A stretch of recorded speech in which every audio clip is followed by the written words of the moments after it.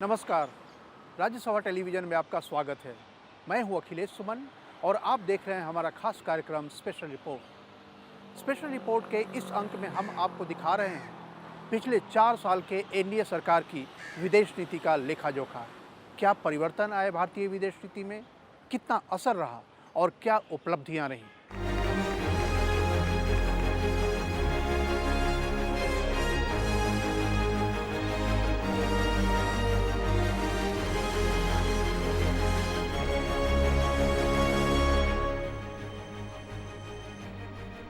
मैं नरेंद्र दामोदर दास मोदी ईश्वर की शपथ लेता हूं कि मैं विधि द्वारा स्थापित भारत के संविधान के प्रति सच्ची श्रद्धा और निष्ठा रखूंगा। मई 2014 में जब प्रधानमंत्री नरेंद्र मोदी ने देश की बागडोर संभाली तो उन्होंने अपनी विदेश नीति को पूरी दुनिया के सामने भारत की बेहतर छवि बनाने पर आधारित किया। उन्होंने अपनी विदेश नीति को मुख्य रूप से भारत को दुनिया के सामने एक उभरती ताकत के रूप में पेश करने के लिए उपयोग किया।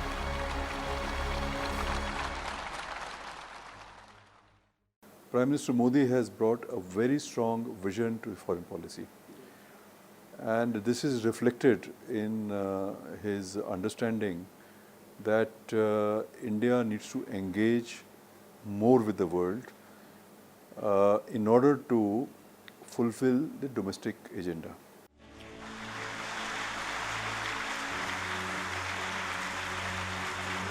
अपनी विदेश नीति में उन्होंने इस बात को भी प्रमुखता दी कि भारत किस तरह इस नीति से अपनी जरूरतें पूरी कर सकता है। इसके लिए उन्होंने दुनिया की सरकारों के सामने मेक इन इंडिया का प्रस्ताव दिया।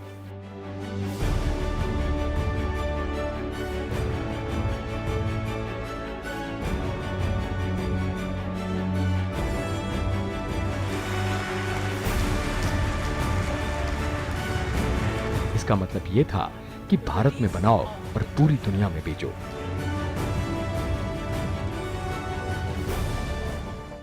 The image of the country, he has been able to project India's image in the world as a rising country, as a country which can contribute to global peace and development. That is one part. And the second part is that he has also realized that India can gain a lot from this engagement with the other countries.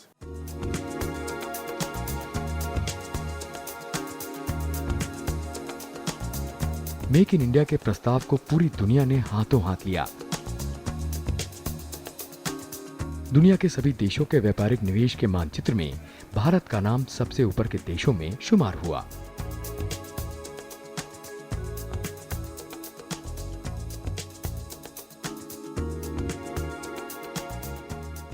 Make in India is a flagship programme. उसमें अभी interest getting the best companies to come and invest in India, and in this context he has also modified the FDI rules, particularly in the defense sector. So today many companies, some of the global companies, they are willing now to come and invest in India.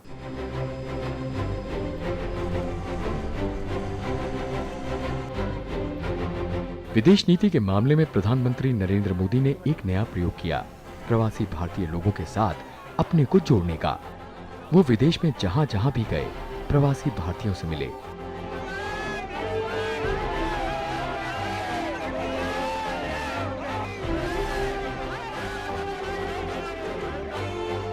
उनकी आम सभा को वैसे ही संबोधित किया जैसे कि वो भारत में कर सकते थे।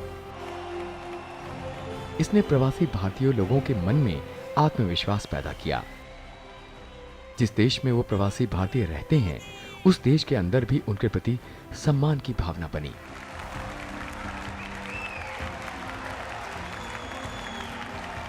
प्रवासी भारतीय लोगों की उनके देशों में राजनीतिक अहमियत भी इसके बाद बढ़ी।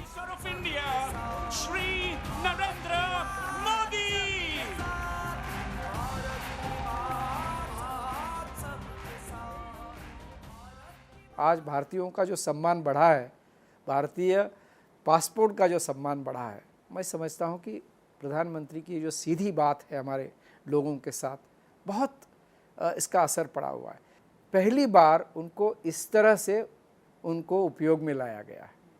उनकी बड़ी इच्छा थी, पैसे थे वो कि देश के साथ जुड़ने के लिए, मतलब कनेक्ट, कोऑपरेट एंड कोलैबोरेट, ये तीनों चीज़ जो है इसको बहुत अच्छे से प्रधानमंत्री ने खुद जो है इनिशिएट किया है और उसका उसका प्रतिबिंब जो है पूरी नीतियों में अब दिख रहा है। विदेश में प्रधानमंत्री नरेंद्र मोदी के खुले पब्लिक कार्यक्रमों से भारत के बारे में लोगों में जिज्ञासा बढ़ी। एक तरह से ये भारत का प्रवासी भारतीयों के माध्यम से संबंधित देश में पब्लिक डिप्लोमेसी का एक नया तरीका बना, चाहे अमेरिका में हो या ब्रिटेन में। प्रधानमंत्री नरेंद्र मोदी ने इसलिए इसे अपनी यात्रा के प्रमुख कार्यक्रमों में शामिल किया। इसके नतीजे बेपनाह निकले। हर देश में आपकी भारतीय जनता आपकी राजदूत बन गई।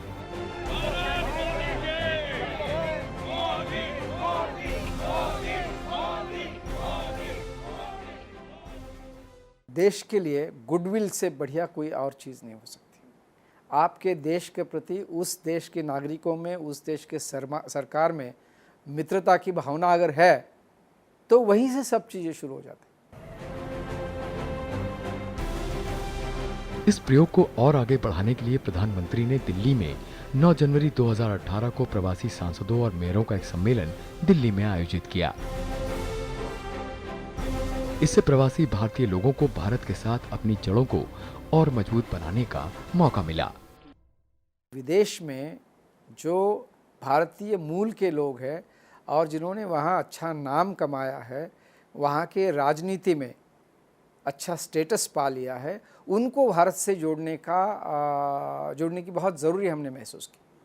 और जब हम बैठे आंकड़े लगाने के लिए कितने लोग कहाँ पर हैं, तो हम भी बहुत ताज्जुब में रह गए कि पूरे विश्व भर के 35 से ज़्यादा देशों में 280 से ज़्यादा लोग जो है वहाँ की संसद में उस देश का प्रतिनिधित्व कर रहे हैं।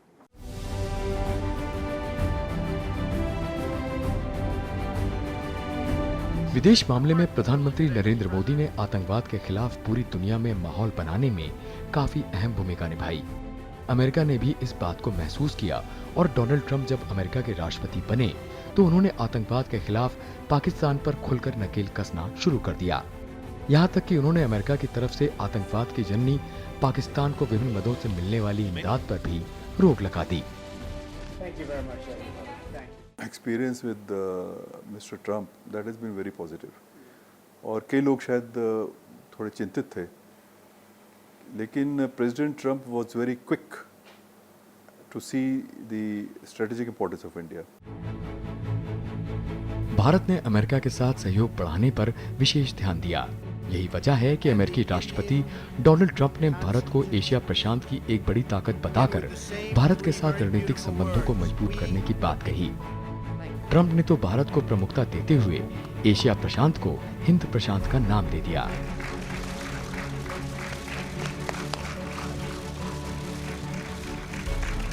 Thank you very much. I will say that the relationship between India and the United States has never been stronger, has never been better.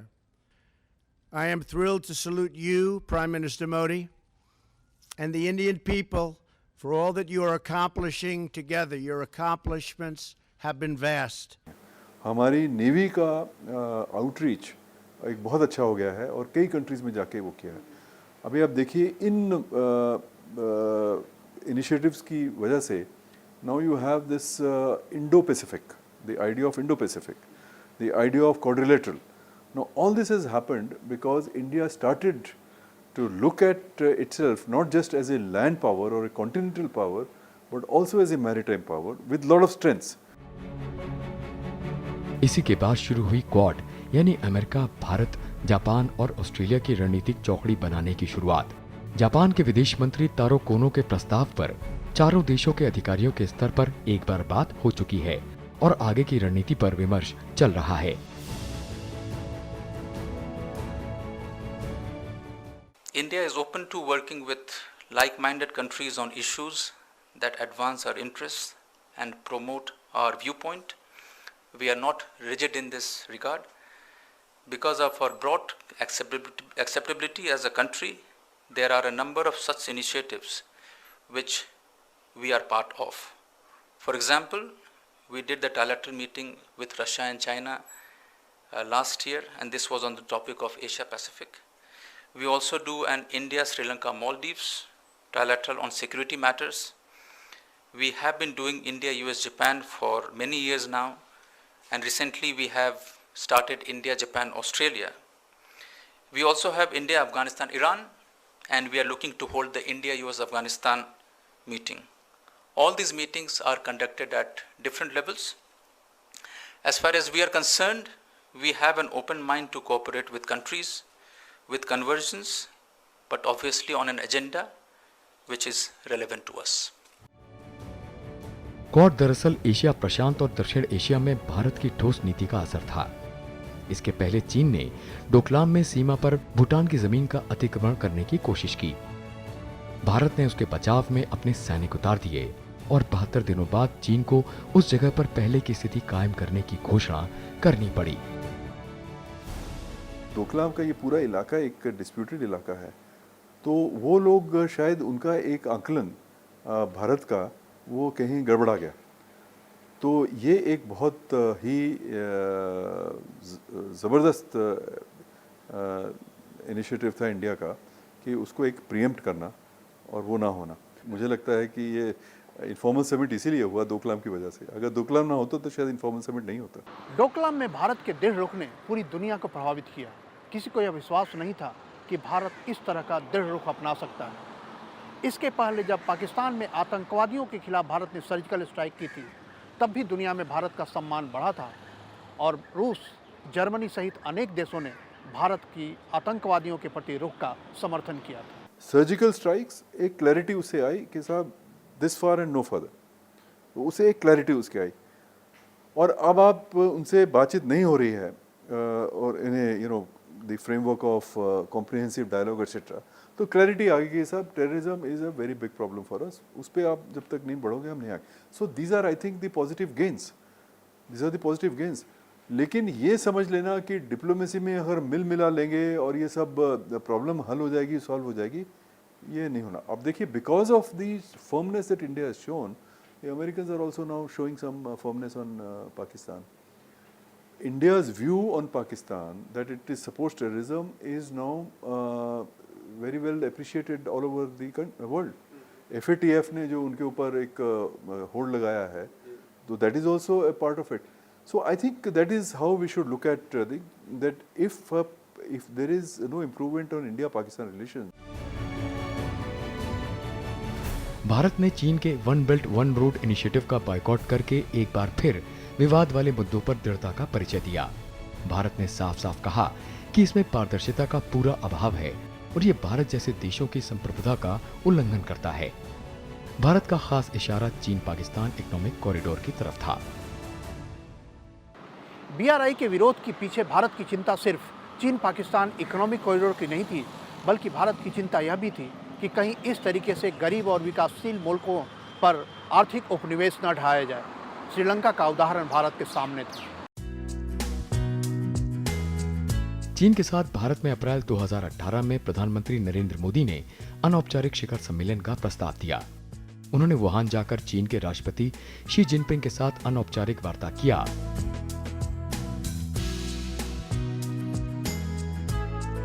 और उन्हें समझाने की कोशिश की कि भारत और चीन जैसे दो बड़े पड़ोसी देशों की तनातनी का परिणाम इलाकाई शांति और विकास में बाधक है।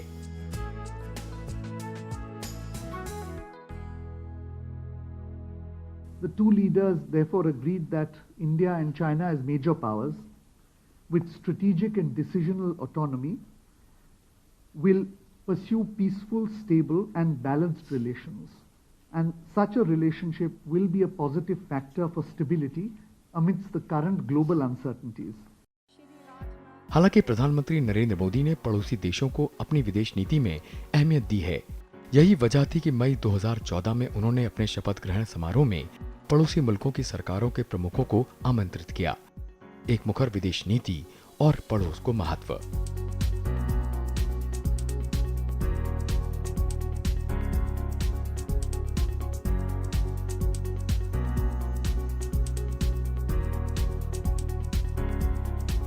शपथ ग्रहण समारोह के लिए प्रधानमंत्री नरेंद्र मोदी के आमंत्रण को पड़ोसी सरकारों ने हाथों हाथ लिया। इसमें पाकिस्तान के तत्कालीन प्रधानमंत्री नवाज शरीफ और श्रीलंका के राष्ट्रपति महिंदा राजपक्षे का आना काफी अहम था। नेपाल के तत्कालीन प्रधानमंत्री सुशील कोइराला और अफगानिस्तान के तत्कालीन राष्ट्रपति हामिद करजई, भूटान के प्रधानमंत्री शेरिंग टोब्गे, मालदीव के राष्ट्रपति अब्दुल्ला यामीन और बांग्लादेश की संसद की स्पीकर शिरीन शर्मीन चौधरी के अलावा मॉरिशस के प्रधानमंत्री नवीन चंद्र रामगुलाम और तिब्बत की निर्वासित सरकार के प्रमुख लोबजांग सांगे ने इस समारोह में शिरकत की। यह एक मिनी सार्क यानी दक्षेस की तरह था और अगर दूसरे शब्दों में कहें तो एक तरीके से यह भारत के विस्तारित परिवार का भावनात्मक मिलन था। भारत के इतिहास में ऐसा कभी नहीं हुआ था कि किसी प्रधानमंत्री के शपथ ग्रहण समारोह में इतने देशों की सरकारों के प्रमुख शामिल हों। पाकिस्तान के प्रधानमंत्री नवाज शरीफ का ये तेवर असाधारण था। प्रधानमंत्री नरेंद्र मोदी ने भी उनकी इस भावना का महत्व समझा और नए तरीके से रिश्ते की शुरुआत को एक नया बल मिला। तुरंत ही 25 नवंबर सन 2014 को दोनों देशों के विदेश सचिवों की दिल्ली में मिलने की बात तय हो गई। लेकिन इसमें पलीता लगाने के लिए हुर्रियत के नेता दिल्ली पहुंच गए पाकिस्तान के विदेश सचिव से मिलने और प्रधानमंत्री नरेंद्र मोदी ने कहा कि विदेश नीति में हुर्रियत का कोई मतलब नहीं। भारत आज भी इस पर कायम है कि किसी भी औपचारिक वार्ता के पहले हुर्रियत से पाकिस्तान बात न करे। इसके बाद दोनों देशों की ये प्रस्तावित वार्ता रद्द हो गई। कम से कम एक चीज उसमें ये उभर के आई कि for the first time we had a clear policy on Hurriyat. The country came to know what is our policy on Hurriyat. पहले हमारा थोड़ा सा डुलमुल रहता था, पता नहीं चलता था। तो this government came and said that Hurriyat के साथ बात करोगे, हम नहीं करेंगे। जुलाई 2015 में रूस के उफा में प्रधानमंत्री नरेंद्र मोदी और पाकिस्तान के तत्कालीन प्रधानमंत्री नवाज शरीफ ने एक बार फिर बातचीत को पटरी पर लाने की कोशिश की। दोनों देशों के विदेश सचिव मिले, लेकिन वो भी ज्यादा दिन नहीं टिकी क्योंकि पाकिस्तान की सेना की शह पर भारत में आतंकवादी हमले इस दौरान कई बार हुए। भारत ने साफ साफ कह दिया कि बातचीत तभी होगी जब पाकिस्तान आतंकवाद को बंद करेगा। भारत ने पूरी दुनिया में पाकिस्तान को आतंकवाद की जननी के रूप में बेपर्दा कर दिया। आज जब नवाज शरीफ जब सत्ता से हटा दिए गए हैं तो वे खुलकर बोल रहे हैं कि पाकिस्तान आतंकवाद की वजह से दुनिया में अलग थलग पड़ा है।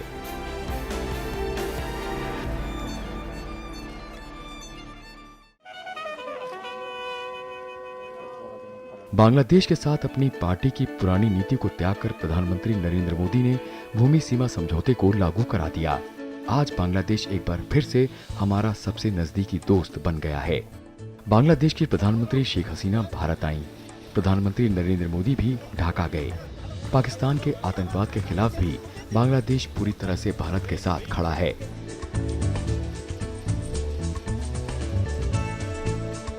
और आज बांग्लादेश में परमाणु ऊर्जा संयंत्र लगाने में रूस के साथ संयुक्त प्रोजेक्ट को भी लागू कर रहा है। दोनों देशों के बीच नए नए रेल और सड़क संपर्क बनाए जा रहे हैं। बांग्लादेश अभी इंडिया के लिए एक एसीजेट का एक जगह दिया है जहाँ पे इंडियन कंपनी जाके इन्वेस्ट करेंगे।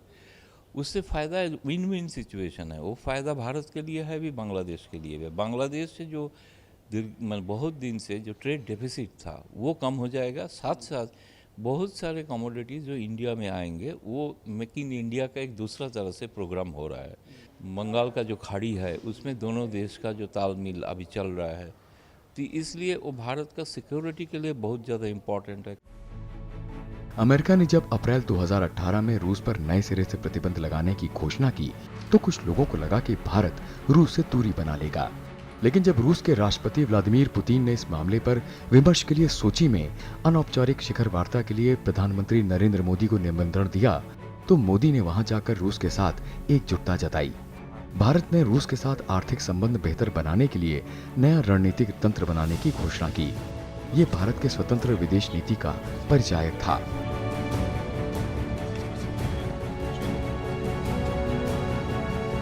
प्रधानमंत्री नरेंद्र मोदी के सत्ता संभालने के बाद भारत की विदेश नीति का एक बड़ा हिस्सा बना विदेश में काम करने गए लोगों की सुरक्षा। संकट में फंसा कोई भी भारतीय कहीं से भी गुहार लगाए, विदेश मंत्रालय उनकी मदद के लिए हाजिर रहा। खासकर खाड़ी देशों में काम करने गए भारतीय लोगों को इसका सबसे ज्यादा लाभ मिला।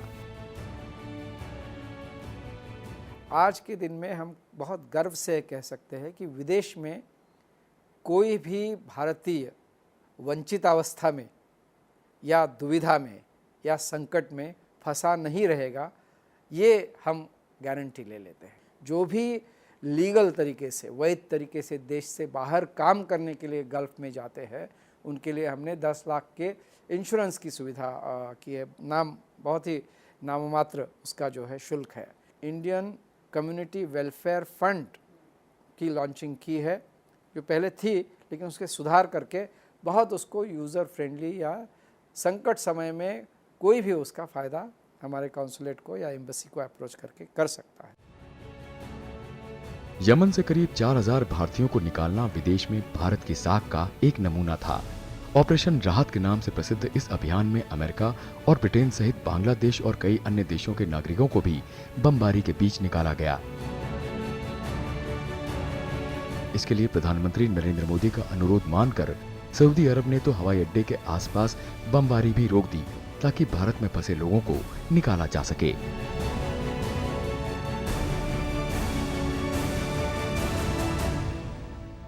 हमारे देश का एक अपना इनहेरेंट गुडविल है, हमारे लिए शुभकामनाएं जो है उसका बहुत बड़ा रिजर्वायर है। हमारे वहाँ के जो नागरिक है उसमें भी कुछ कम्युनिटी लीडर्स है जो वहाँ लीड लेते हैं, तो उनको जो है एक बार उन्होंने भारत सरकार को पता चला कि इस लोग संकट में हैं, तो हमारी पूरी जो एक व्यवस्था हमने बना दी है वो सक्रिय हो जाती है। विदेश मंत्री से लेकर विदेश राज्य मंत्रियों से लेकर सचिव लेवल्स पे और नीचे फंक्शनल लेवल जो है हमारा एम्बेसडर हो, संयुक्त सचिव हो, सब सक्रिय रहते हैं, तभी तो ये बात हो सकती है। पासपोर्ट बनाना इतना आसान कभी ना था जितना पिछले 5 वर्षों में हुआ। महज आधार कार्ड, पैन कार्ड और वोटर कार्ड होने पर 2 से 3 दिनों के बीच पासपोर्ट मिलने लगे। विदेश मंत्रालय का कहना है कि रिकॉर्ड संख्या में लोगों के पासपोर्ट बनाए गए।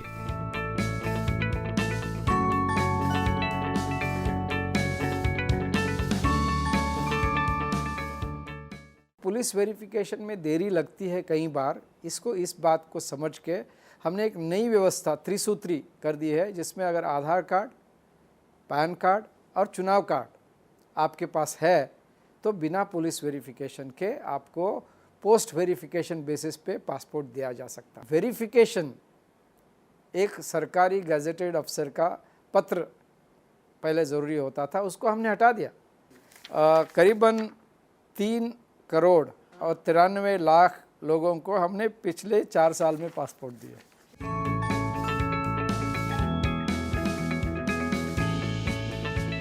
इसके लिए पासपोर्ट के केंद्र पूरे देश में खोले गए और लगातार नए पासपोर्ट केंद्र बनाए जा रहे हैं। नौकरशाही की मानसिकता में परिवर्तन किया जा सकता है, ये विदेश मंत्रालय के प्रशासन ने साबित कर दिया।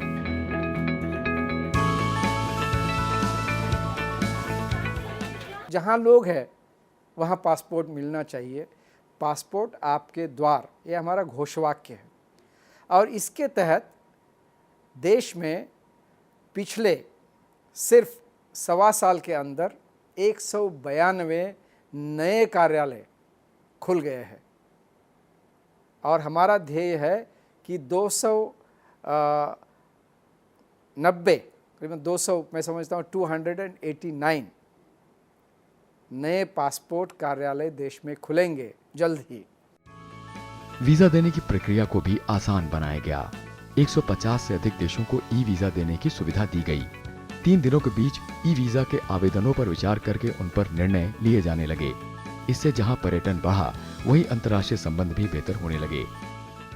हमने 165 से ज़्यादा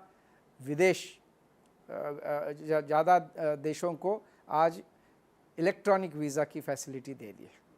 ये भी अपने आप में एक बहुत बड़ा गृह मंत्रालय के साथ जो है विदेश मंत्रालय इसमें काम कर रही है, एक बहुत बड़ा पहल है। इसमें अपने आप पर्यटन में वृद्धि हो जाएगी। काउंसलर सेवाओं, खासकर भारतीय लोगों के प्रमाण पत्रों, अन्य कागजातों का प्रमाणीकरण एक बड़ी समस्या हुआ करता था। सन 2014 के बाद इसमें काफी सुधार हुए। और अब प्रमाणीकरण आसान हो गया है। विदेशों में काम करने जाने वाले लोगों के लिए ये बहुत आवश्यक सेवा होती है।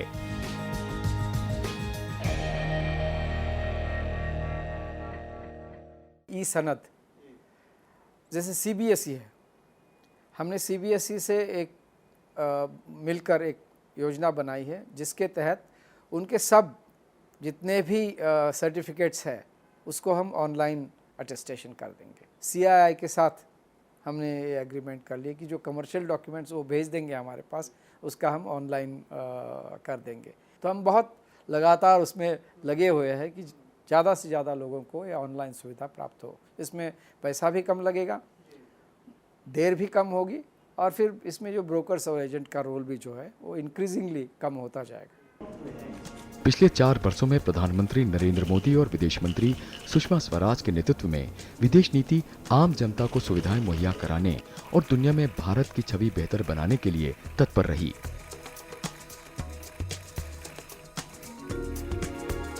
खासकर पर्यावरण के मामले में जब अमेरिका अंतर्राष्ट्रीय गठबंधन से बाहर आ गया, उस समय भारत और फ्रांस ने मिलकर इंटरनेशनल सोलर अलायंस की स्थापना की। सौर ऊर्जा के उपयोग से पर्यावरण को प्रदूषण से बचाने का ये बड़ा प्रयास था। इसका पहला स्थापना सम्मेलन सन 2018 में भारत में हुआ। भारत ने इस प्रकार से अपनी अंतर्राष्ट्रीय जिम्मेदारी पूरी की।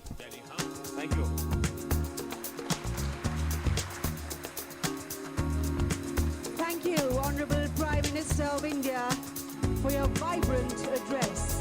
हार्दिक धन्यवाद। और इस तरह हम आप पहुँचे हैं अपनी इस रिपोर्ट के अंत में। और अगर संक्षेप में कहें तो पिछले 4 सालों में भारत की विदेश नीति ने दुनिया में अपना प्रभाव छोड़ा है। चाहे वो अफ्रीकी देश हों, लैटिन अमेरिकी देश हों या समुद्र के बीच में बसे हुए देश हों, भारत ने दुनिया के हर कोने में बसे देशों के बीच अपना प्रभाव बढ़ाया है। जिस तरीके से अंतर्राष्ट्रीय योगा दिवस और अंतर्राष्ट्रीय कोर्ट ऑफ जस्टिस में हमें देशों का समर्थन मिला, उससे लगता है कि संयुक्त राष्ट्र सुरक्षा परिषद में सुधार का जो सपना भारत में देखा है उसमें हम अपेक्षित भूमिका निभा पाएंगे। राज्यसभा टेलीविज़न के इस खास कार्यक्रम में आज बस इतना ही। अगली रिपोर्ट के साथ हम फिर मिलेंगे, तब तक के लिए नमस्कार।